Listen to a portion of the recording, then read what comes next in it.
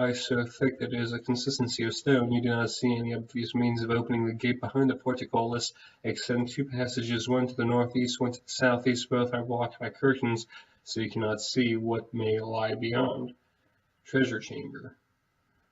Pushing aside the curtain to the northeast, you see a corridor that extends less than 100 feet and then stops abruptly. It widens as if restless, creating something of a chamber. At the furthest end within the chamber are a number of crates, chests, leather pouches, and other receptacles. Chieftain's quarters. Even as you push aside the curtain blocking access to the chamber, a fierce howl comes in your direction. A blur of shaggy fur and spinning blades slams into the party, or dispute. You kill that creature. This side of the cavern has been made up of fairly extravagant, under the circumstances anyway, living chamber. An actual wooden bed frame supports layers of thick furs, and a number of old but thick wool cloaks have been sewn together to form a rug. Broken weapons, bits of armor, helms line the walls in their various sundry sizes, styles, and suggest they come from a wide range of races.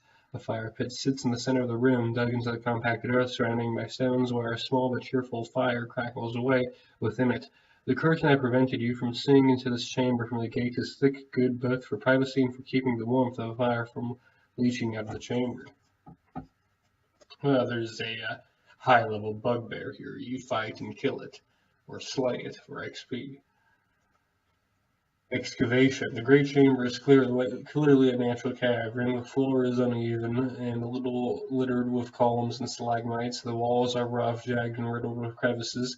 The sound of hard labor, hammer blows, and cracking rock echo from the far end of the cavern. From where you stand, you cannot see who or what might be the source of those sounds. This portion of the cave does not seem as natural as random as rest. Clearly someone is digging here to extend the cave rest, forming a small passage or an antechamber that nature did not intend.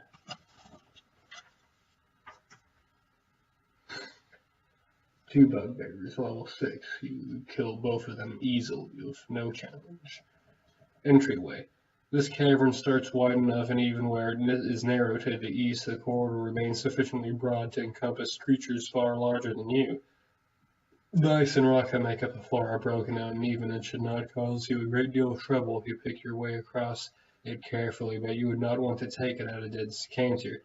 Here and there, enormous limbs and broken bits of equipment jet through the ice. Clearly, not all the protrusions and mounds on the floor are natural. Frostworm Cavern.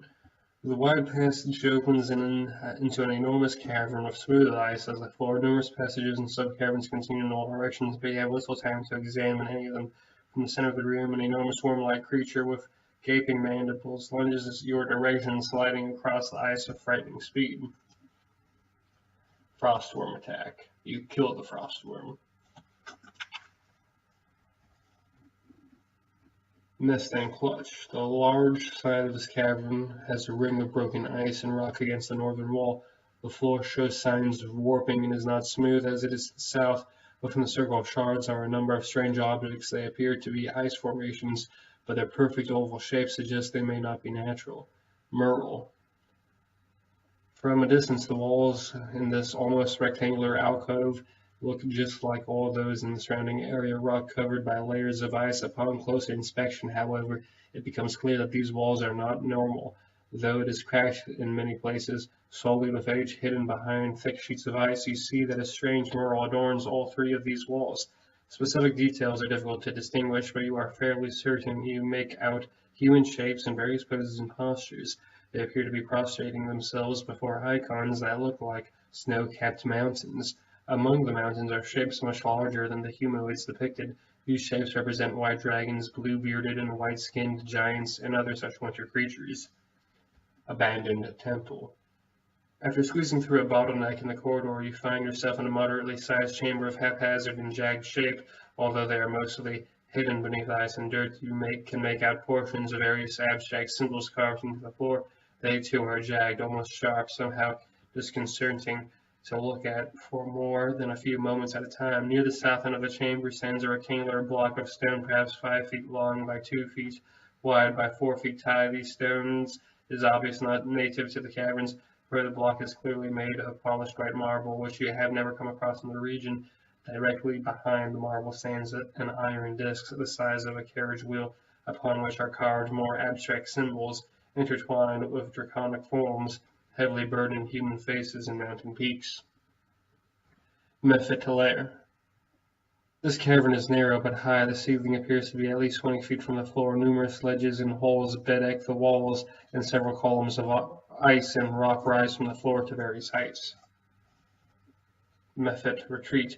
The corridor leading from the high-ceilinged cavern is extremely narrow, less than 2 feet wide. Further, you can see that it twists and turns as it goes, and the walls are rough.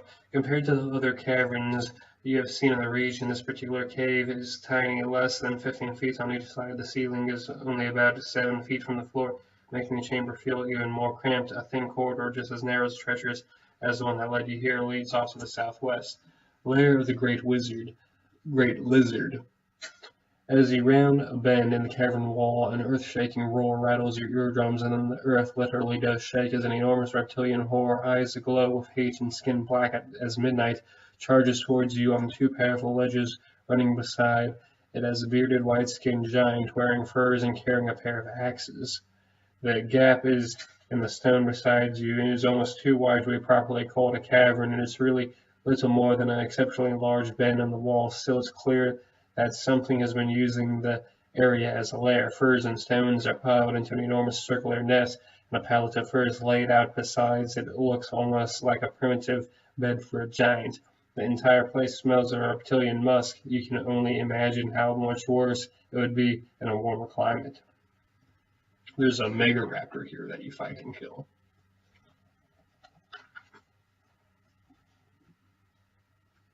Refuge. Winter Wolf Den.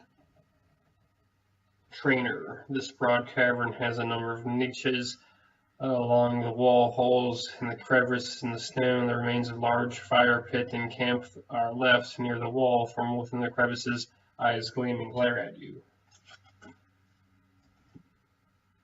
Abandoned camp. Gone fishing. The lakeshore. Fishing again. Fishing camp. Young adult warn. Rock Jumps Hall. Frost Giant Barracks. Guest Lair. Storage Cave.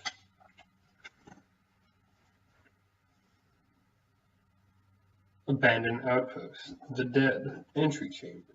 Ice Corridor. Double Traps. Purple Worm Lair. Bone Devil Lair. Slave Cave. Crevice. Huge Cave. Corpse Storage Pool Room. Tegraw's Chambers. Cairo Hydra Lair. Sentry Camp. Pit. Slave Pens. Refuge Pit. Rest Cave. Black Pudding Cave. Central Mines. Deep Mines. Remorhaz Lair. Shrine to the Aspect of Winter. Side Waiting Chamber. The Exit. Assembly Area. Barcellus's Legacy. Jardarier's Throne Room. Well, you end up coming across Foundor Tulo and Amarantiel and Barcellus and Brazos, and you slay all of them and complete the world's largest dungeon. And you pass level 20, you're like level 24 now. Congratulations.